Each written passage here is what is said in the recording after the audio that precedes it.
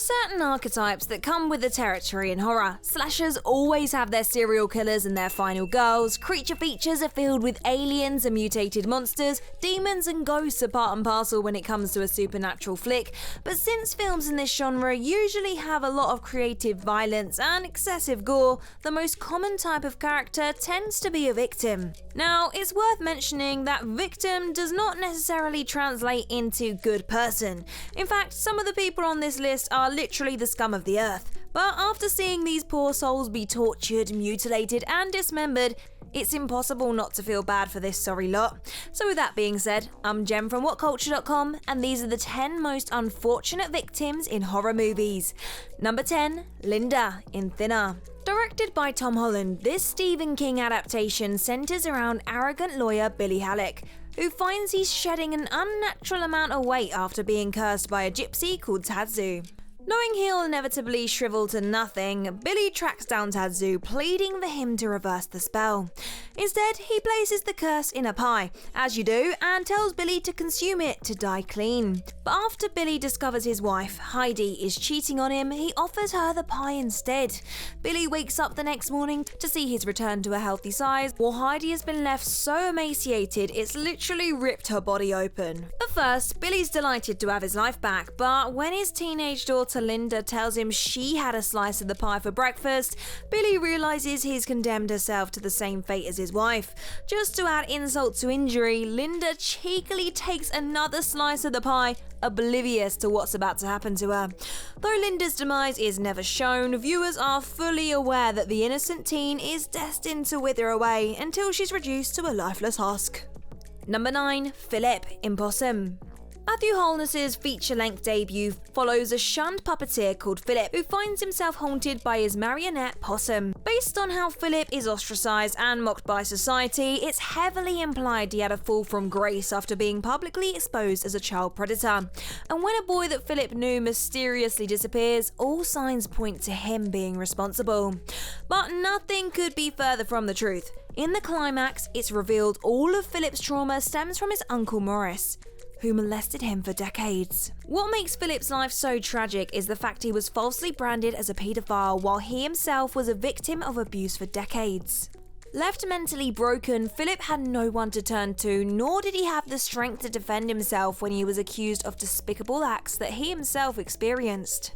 Number 8, Cibil Bennett in Silent Hill.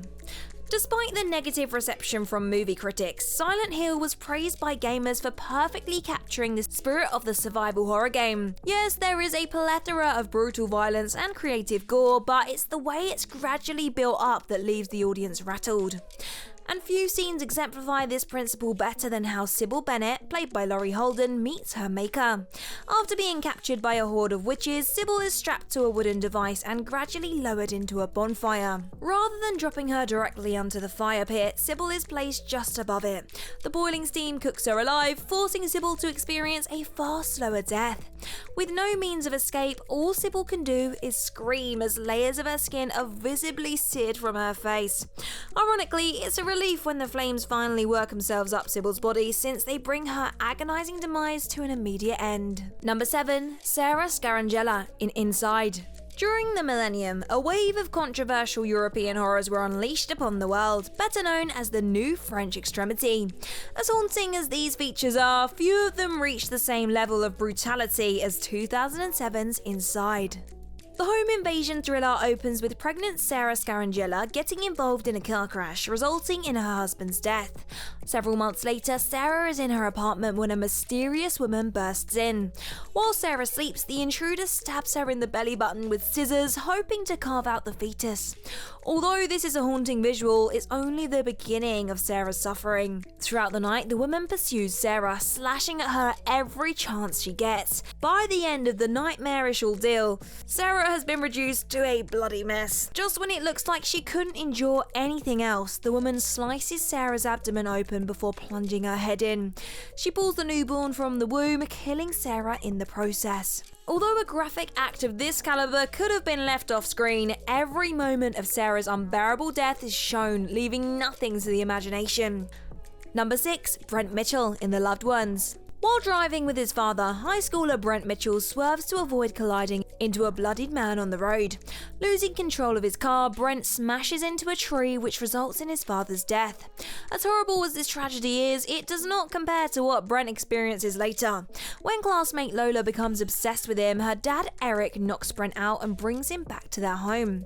To ensure Brent can't scream for help, his vocal cords are injected with bleach, causing him to let out an inhuman squeal every time he tries to talk. Though Brent manages to escape, his hopes of freedom are dashed when he's caught and dragged back.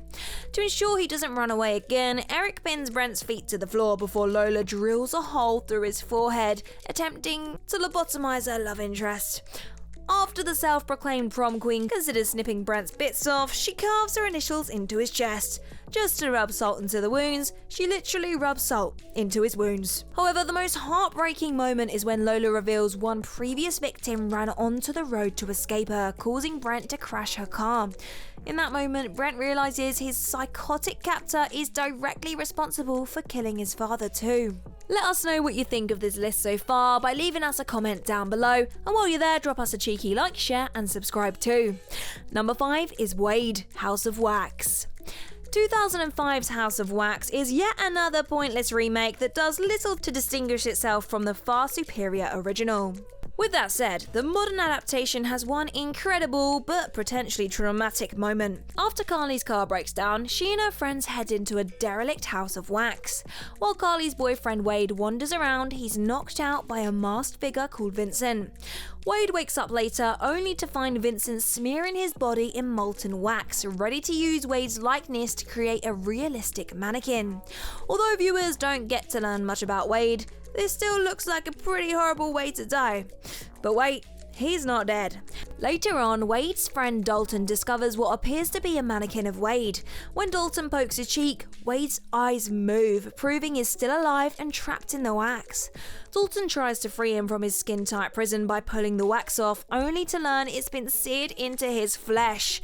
Despite Dalton's best efforts, all he manages to do is rip off a chunk of Wade's face. Paralysed by the wax, Wade finds himself unable to move, scream, or even speak. All he can do while his skin is peeled off is silently cry. Number 4 is Timothy Young in Saw 3. In Saw 3, Jigsaw's apprentices kidnap grieving father Jeff, who's unable to move on after his son Dylan was killed by a drunk driver. Hoping to help Jeff find closure, Jigsaw compels him to play a twisted game involving everyone who played a hand in Dylan's death. In the final test, Jeff comes face to face with the drunk driver, Timothy Young, who's tied to an elaborate racking machine. Up until this point, nothing was known about Timothy, save for the fact he took a child's life. For that reason, it was so easy to picture him as evil. But when Jeff sees Timothy, a flashback shows how inconsolable he was after accidentally killing the boy. Even though Timothy's actions are horrific, it's clear he's not an irredeemable monster. Number 3, Theodore Allen in 7. David Fincher's masterclass thriller follows a pair of detectives, Somerset and Mills, who are tasked with hunting down John Doe, a serial killer who styles his murders on the 7 deadly sins. Doe makes his victims suffer tremendously, slashing their face to ribbons, forcing them to peel off their own flesh, or eating themselves to death. The usual, really. But nobody had it worse than Theodore Allen. Being a sexual deviant and drug dealer, Doe believes Allen was the perfect candidate to represent the sin of sloth. After kidnapping him, Doe strapped Allen down and spent a year having him starved, drugged and mutilated, even chopping his hand off. Allen was so desperate to end his life, he even bit off his own tongue. By the time the cops found him, Allen was nothing more than a skeletal shell.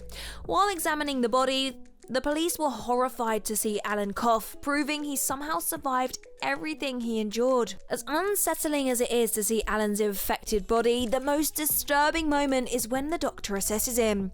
Confirming Allen to be brain dead, the doctor informs the detectives, "He's experienced about as much pain and suffering as anyone I've encountered, give or take, and he still has hell to look forward to." Number 2, the female troglodytes in Bone Tomahawk. In this western horror, a gang of cave-dwelling cannibals kidnaps several locals, compelling Sheriff Hunt, played by Kurt Russell, to lead a posse to bring him back. To put it nicely, things did not go well. To put things bluntly, the majority of the group ended up scalped, skewered, or eaten. When Hunt locates the troglodyte's domain, he and his squad are imprisoned and forced to watch their friend being torn in half like a wishbone. Although this man's death is Bone Tomahawk's most iconic moment, there is another set of characters that suffer a crueler fate.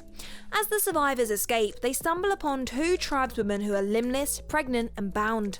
Not only that, the duo have pegs rammed into their eye sockets. Though this pair are never directly addressed, it implies the female troglodyte's only purpose is to breed. Not only do these females live a life without sight or movement, they're forced to mate and carry children against their will.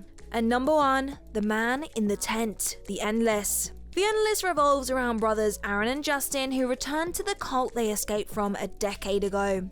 While there, the siblings bear witness to multiple events that defy all logic. One of the strangest moments is when Justin encounters an unnamed man inside a tent.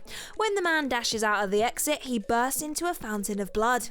Suddenly, time resets 3 seconds, causing the man to endlessly relive this moment.